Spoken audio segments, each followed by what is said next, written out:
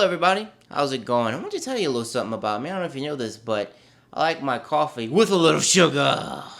Alright, bad jokes aside, we are here to talk about Sugar's brand new album, The Violent Sleep of Reason. Alright, now, little background about this album. They recorded this album live, so they didn't really piece a lot of it together. They got everybody in the room, they all played it at once, and you can really tell because throughout the entire album, it's a very organic feel. They kind of wanted to move away from what they did from Kolos and from Obenzen. They wanted to kind of get it more. They didn't want it as processed. They wanted a lot more organic. So that's what they did. They all got together. They all played it in the same room, and you can really tell because the whole album itself, it feels a lot more straightforward. It feels more driven, and it feels like each section is thought out. So I think as a band, Meshuggah works better when they get in the room and they capture those spontaneous moments and they kind of just write all together. Because I think in the past, what had happened was they were kind of all broken off into sections, and each person would write something, and then they would kind of mangle it together and get it to fit. And the production here is good, but it is very different. It's a lot more raw. Its stuff isn't really over compressed. It's a lot more raw is the best way I can describe it. And it isn't necessarily bad. It fits very well what they were trying to do. Alright, so let's get into the album. The album itself clocks in at right around an hour or so, about 59 minutes. And the very first track, which is actually the longest track on the album, is Clockworks. Normally you'd find a track like this actually like at the very bottom, at like an ending track, but for some reason it works well as an opening track. It goes very hard, it's in your face, it's very busy, and something that's very different about this album, as you're going to find through the entire way, is there's a ton of leads work on this album. There's a ton of leads, and they actually have two solos in here, which leads and solos isn't what Meshuggah is known for. They're known for their awesome rhythms and their 8-string guitars, but we do have leads on here. So Clockwork goes hard.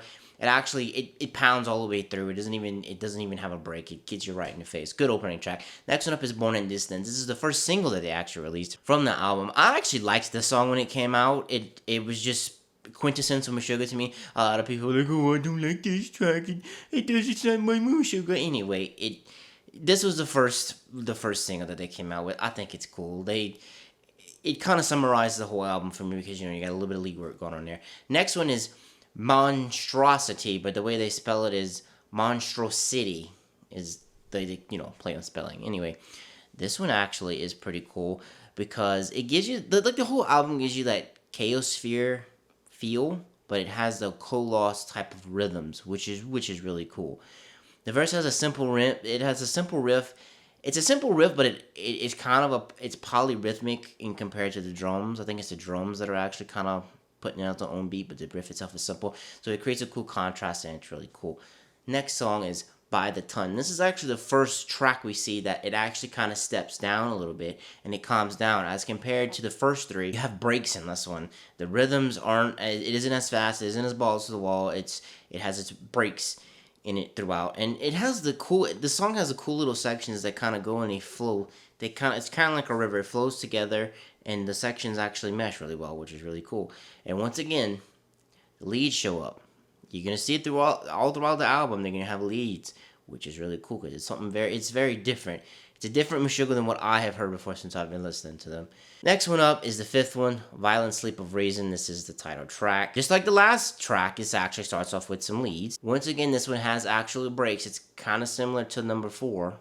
To By the Ton. It's kind of similar to that. It has breaks and it isn't as busy, which is good because they've kind of been going hard on the first 3 songs. Next one up is Ivory Tower. This one is super groovy. It's actually one of the most grooviest songs on this album to me anyway. It has a good slow headbanging song, which Meshuggah has a lot of those, which is really cool. And once again, leads show up in here. This one's different though. It's not so much that atonal type of lead. It's an actual really, it lends itself to the song. It also has a really cool solo toward the end of it, which there we go. We have some solos popping out. Now number 7, which is Strifled. This one starts off with like a nasty, like a minor second kind of interval thing going on. It's kind of like dum dum dum dum, which sounds really cool. It's really nasty. And then this one also has a solo. It has 2 solos in it. Here we go. We got those strict solos going on. So you got 2 solos in a row, and leads also show up again. And this is the first song that has an ambient ending in it, which And Kolos, the track number 10 was an entire ambient track. It just kind of faded out like that. But this is actually the first song that you get that actually has an ambient ending in it. Which, take a little side note here. This whole album, I find they cut a lot of the fat out of it. You don't have any slow ambient parts in the middle of the songs, really. You don't have any, you don't have an entire track that has ambient stuff going on in it. They cut the fat. You have 10 songs, and it's all good stuff. Now, what is the next track? Nostrum. This is the second single that they released from it. Now, this song is really cool because it has some insane drum work on here. You have a lot of snare work going on here. It's absolutely insane. Watch the playthrough of this song, and you're going to see what I mean. It's absolutely insane. Oh, and so you have some slipper action going on, too, on that playthrough. Definitely check it out. After Nostrum, you have Our Rage Won't Die. This is the 9th track off of there. The riff that starts off this song is actually really awesome. It's one of the coolest riffs on the album. It keeps that's the riff that it starts with. It keeps it throughout the entire track, which is actually, it's groovy. It's sick. Then this song really reminds me of is Don't Look Down off of Kolos, which I actually put that song as my ringtone for a while because it has this badassness to it that I loved. And this song kind of reminds me of that song a lot. I would have to say that Our Rage Won't Die is maybe my favorite song off this album just because of that type of feeling that it gives off. It's really cool. And then the final track, number 10, Into the K, it starts off really grindy, like which kind of sums up the bass tone on the album. It's very grindy. It's kind of fuzzy. Like I said, it's not really super produced a lot, so you kind of have that grindiness in there, which it's okay because it works for this album. It is one of the less busy songs on the album, which is good because I find at the very beginning it's very like blah, but in the middle of the album it breaks it up a little bit, and it's not as much as assaulting, I guess you could say. And the album actually doesn't end on an ambient song. It ends on a song. I mean, it kind of, they kind of hit an open note and just let it die out, which is cool, but it's not ambient. Well, what do I think about this album? I think it's great. It's one of those albums that the first time I listened to it, I just digested it and let it wash over me. But, the second and the third time I listened to it, I started finding cool little things going on.